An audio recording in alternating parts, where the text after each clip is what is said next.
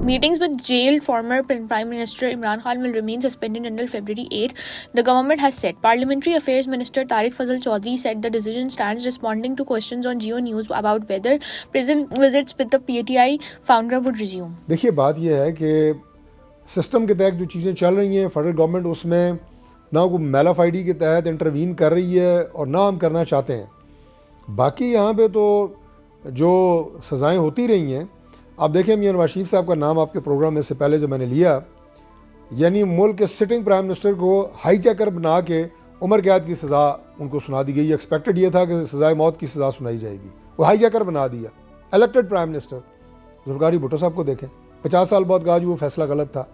تو یہ فیصلے بھی ہوتے رہے ہیں. The move has triggered strong reactions from Pakistan Tehreek-e-Insaf, which says the continued suspension violates constitutional and human rights guarantees. PTI leaders and family members have raised concerns over Imran Khan's prison condition, with the United Nations Special Rapporteur warning earlier this month that his detention could amount to inhuman or degrading treatment. The government, however, rejects these claims. Chaudhry said Adiyala jail is not the headquarters of a political party and accused PTI of using prison meetings to push political narratives. He added that earlier meetings were allowed, but later turned into political messaging outside the prison. ملاقات ان کی سینکڑوں ہو چکی ہیں، لیکن اس وقت جو انہوں نے ایک وتیرہ اختیار کیا ہوا ہے، دیکھیں جیل وہ آپ کی پولیٹیکل پارٹی کا ہیڈ کوارٹر نہیں ہوتی.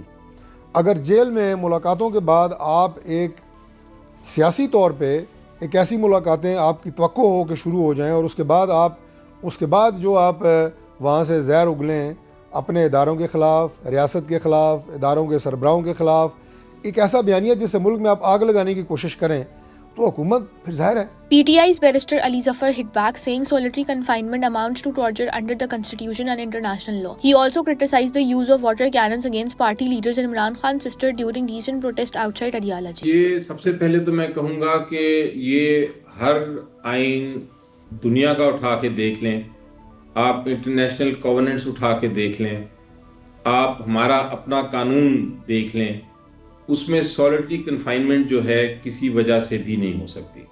یہ اس کو ٹارچر تصور کیا جاتا ہے، اور پاکستان نے باقاعدہ نہ صرف سائن کیا ہوا ہے اس کو، یہ ٹریٹیز کو، ان معاہدوں کو، بلکہ اپنے قانون میں بھی اور آئین میں بھی درج کیا ہوا ہے. اس لیے یہ کہنا کسی کا کہ ہم سولیٹری کنفائنمنٹ میں رکھیں گے 8 فروری یا ایک دن بھی، یہ ایسی اسٹیٹمنٹ ہے جس کو میں کہوں گا کہ یہ آئین اور قانون کے خلاف ہے، یہ ہیومن رائٹس کے خلاف ہے، یہ بین الاقوامی قوانین کے خلاف ہے.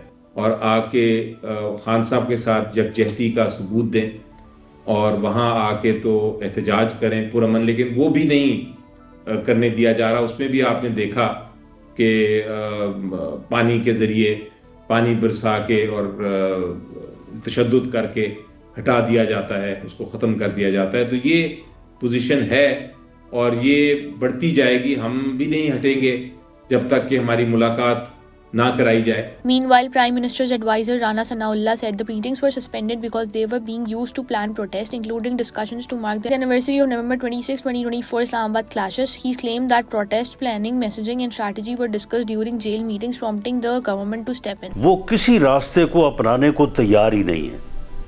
وہ اب کی بات نہیں ہے. 2011 سے آپ لے لے 18 تک اور 18 سے لے لے 25 تک، وہ ایک ہی راستہ ہے ان کے پاس، اور وہ تصادم کا راستہ ہے، وہ بغاوت کا راستہ ہے، وہ لا قانونیت کا راستہ ہے، وہ اپنے مخالفین کو ختم کرنے کا جو ہے وہ راستہ ہے. اور اسی کے اوپر جو ہے وہ جب اپوزیشن میں تھے تو حکومت کے خلاف، جب حکومت میں تھے تو اپوزیشن کے خلاف، وہ یہی حربے جو ہے وہ اپناتے رہے ہیں. Sanaullah also dismissed rumors about Imran Khan's health, saying he has all facilities available, and accused PTI leaders of spreading misinformation. توشہ خانہ کیس 2 میں بریت کا معاملہ ہائی کورٹ میں پینڈنگ ایک لمبے عرصے سے لگ ہی نہیں رہا. 190 ملین پاؤنڈ میں کی جو اپیل کا معاملہ ہے وہ بھی نہیں لگ رہا. تو جب وہ پہلے سے ان میں جن کیسز میں سزا ہوئی ہے، ان میں جب انہی کے اپیل کے معاملے نہیں لگ رہے، تو ایک اور کا یا پھر 9 مئی کے کیسز میں پہلے اتنی سزا ہوئی ہیں ڈاکٹر یاسمین راشد اور دیگر کو، پھر بیک ٹو بیک سزا. نہیں شاہ زیب، معاملہ یہ ہے کہ اگر 9 مئی کے کیسز کا فیصلہ جو ہے 2023 کے بعد 2025-26 میں بھی نہیں ہونا، تو پھر کب ہونا ہے؟ اور یہ فیصلے جو ہے یہ تو ود ان 3 اور 4 منتھ ہونے چاہیے تھے. تو یہ عمران خان صاحب کے جو ٹویٹس ہیں اس کے نتیجے میں نہیں ہیں, ان کی جو بہن سے ملاقات تھی اس کے بعد جو بیانات ہیں اس کے نتیجے میں نہیں ہیں. دیکھیں جو 9 مئی کے کیسز ہیں وہ آپ کے علم میں ہے کہ پہلے سپریم کورٹ میں جو ہے وہ پینڈنسی کی وجہ سے ان میں ڈیلے ہوا.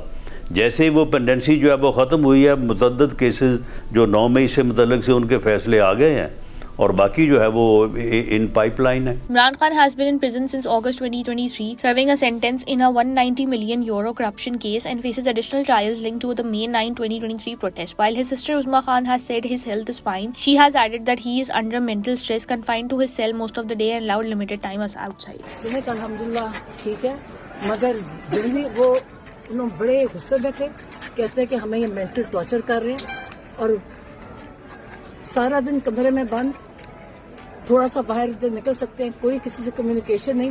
کہتے ہیں کہ عاصم منیر ذمہ دار ہے, یہ سب کچھ ہو رہا ہے. باقی کتنی دیر ملاقات رہی ہے میڈم آپ کی؟ ڈیٹیل میں بات. اچھا صحت ان کی ٹھیک ہے؟ الحمدللہ.